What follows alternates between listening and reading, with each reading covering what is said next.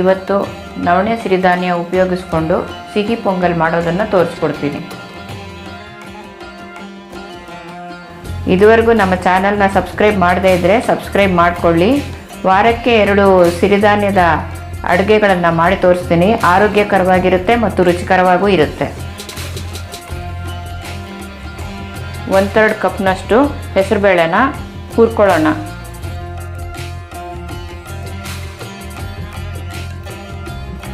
ಚೆನ್ನಾಗಿ ಕೆಂಪಗೆ ಹುರ್ಕೊಳ್ಬೇಕು. ಇದಾಗಿದೆ, ಆಫ್ ಮಾಡಿಬಿಡೋಣ. ಆಫ್ ಮಾಡಿದ್ಮೇಲೂ 1-2 ನಿಮಿಷ ಕಲಿಸ್ತಾ ಇರಬೇಕು, ಬಾಣಲೆ ಬಿಸಿಗೆ ಸೀದೋಗಬಾರ್ದು ಅಂತ. ತಣ್ಣಗಾಗೋದಕ್ಕೆ ಬಿಟ್ಬಿಟ್ಟು ಹಸಿ ಕೊಬ್ಬರಿ ರುಬ್ಕೊಳ್ಳೋಣ. ಅಷ್ಟರಲ್ಲಿ ಅರ್ಧ ಕಪ್ನಷ್ಟು ಕೊಬ್ಬರಿ,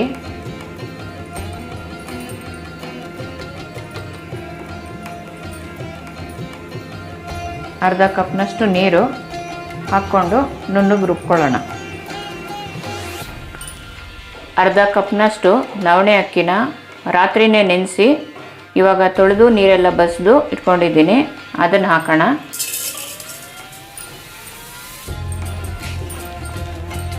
ಒಂದು ಕಪ್ನಷ್ಟು ಹೆಸರುಬೇಳೆ ಹುರಿದಿರೋದನ್ನು ತಣ್ಣಗಾದ ಮೇಲೆ ತೊಳೆದು ನೀರೆಲ್ಲ ಬಸಿದು ಇಟ್ಕೊಂಡಿದ್ದೀನಿ. ಅದನ್ನು, ಹಸಿ ಕೊಬ್ಬರಿ ನುಣ್ಣಗೆ ರುಬ್ಬಿರೋದು, 2 ಕಪ್ನಷ್ಟು ನೀರು,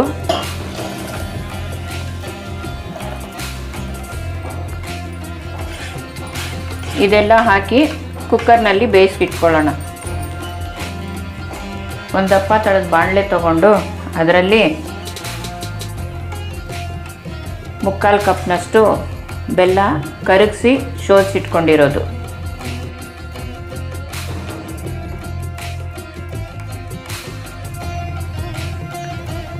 ಇದು ಕುದೀಲಿ.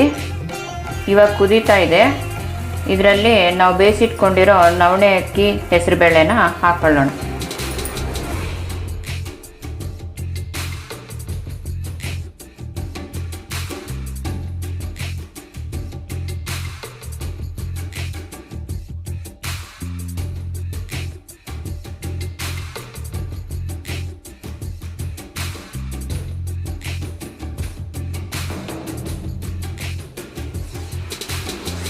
ಕನ್ಸಿಸ್ಟೆನ್ಸಿ ಅಡ್ಜಸ್ಟ್ ಮಾಡ್ಕೊಳ್ಳೋಕ್ಕೆ ಸ್ವಲ್ಪ ನೀರು ಹಾಕ್ಕೋಬೋದು.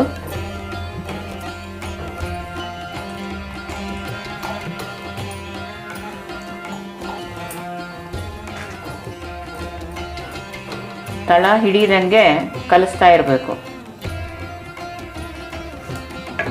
ಇವಾಗ ಸ್ವಲ್ಪ ಕುದಿಯೋಕ್ಕೆ ಶುರು ಆಗ್ತಾ ಇದೆ.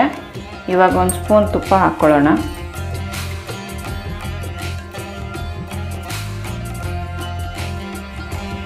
ಇವಾಗ ಮತ್ತೆ ಕುದೀತಾ ಇದೆ.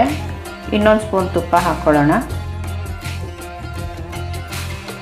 ಸಿಹಿ ಪೊಂಗಲ್ಗೆ ತುಪ್ಪ ಜಾಸ್ತಿ ಹಾಕಿದ್ರೆ ತುಂಬ ರುಚಿಯಾಗಿರುತ್ತೆ. ಇವಾಗ ಇದಾಗಿದೆ. 1 ಏಲಕ್ಕಿ ಪುಡಿ ಮಾಡಿರೋದು,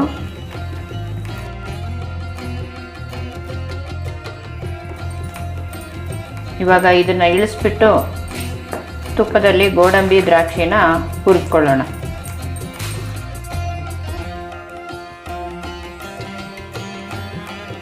ಸ್ವಲ್ಪ ಗೋಡಂಬಿ ಹಾಕೋಣ.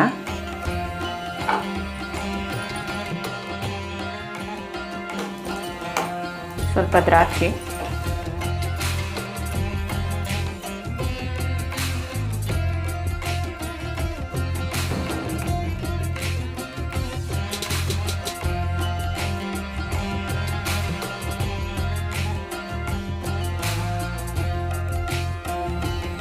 ನವಣೆ ಸಿಹಿ ಪೊಂಗಲ್ ಸವಿಯೋದಕ್ಕೆ ಸಿದ್ಧವಾಗಿದೆ.